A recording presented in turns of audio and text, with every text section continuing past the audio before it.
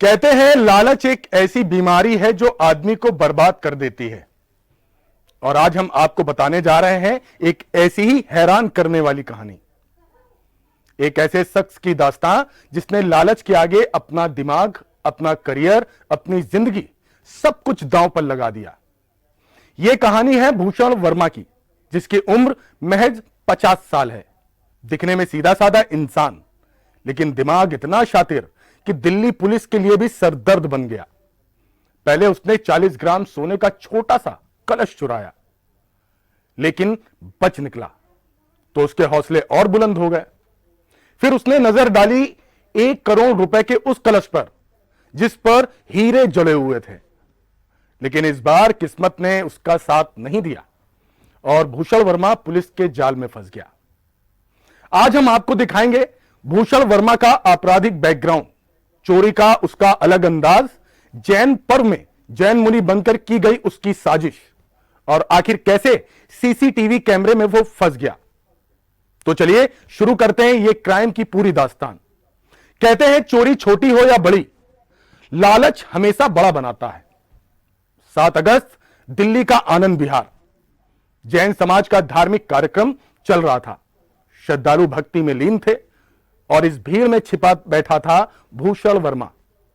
यहीं से उसने चुराया एक छोटा सा सोने का कलश, वजन महज 40 ग्राम।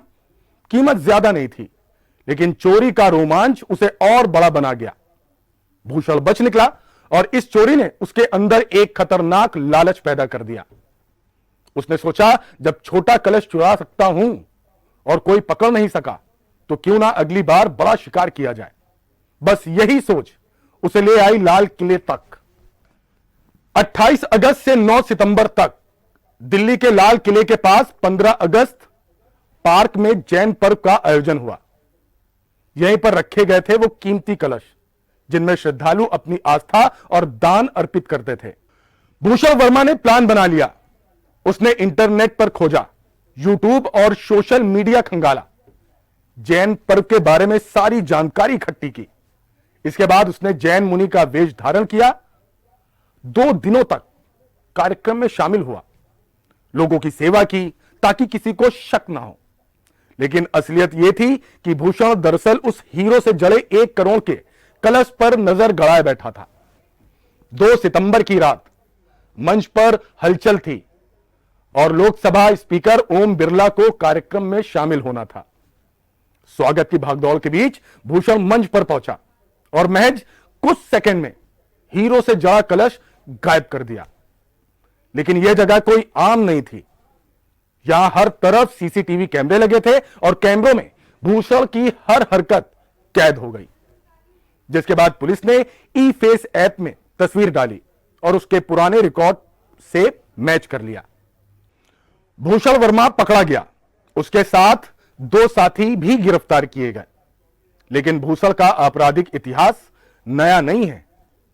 2016 में वो पहली बार पुलिस की गिरफ्त में आया था, जब एक अस्पताल में उसने नर्स का पर्स चुराया था। तब से लेकर अब तक उसकी आदत नहीं बदली। चोरी उसके लिए सिर्फ जरूरत नहीं, बल्कि एक लत बन गई थी। दिल्ली पुलिस ने जब भूषण से पूछताछ की तो उसने कई चौंकाने वाले खुलासे किए। चोरी से पहले वो हमेशा पूरी रेकी करता था, सुरक्षा इंतजामों की खामियां ढूंढता था और फिर साधु, श्रद्धालु या सेवा करने वाले का भेष धारण करके वहां पहुंच जाता। इस घटना ने समाज को हैरान कर दिया, क्योंकि धार्मिक आस्था का केंद्र, भक्ति और दान का स्थान भूषण जैसे अपराधियों के लिए चोरी का अड्डा बन गया। तो साथियों, यह थी भूषण वर्मा की चोरी की पूरी कहानी। एक ऐसा शख्स जिसकी शक्ल देखकर शायद ही कोई शक करे, लेकिन उसके अंदर छिपा था लालच और अपराध का राक्षस। उसने सोचा कि वो हमेशा बच निकलेगा, लेकिन सच यह है कि कानून के लंबे हाथों से कोई बच नहीं सकता। भूषण आज सलाखों के पीछे है, लेकिन उसकी कहानी हमें यह सिखाती है, लालच चाहे छोटा हो या बड़ा, वो इंसान को कभी भी चैन से जीने नहीं देता। और जो आस्था के मंदिर में चोरी करे, उसका अंत जेल की सलाखों में जाकर होता है। धन्यवाद।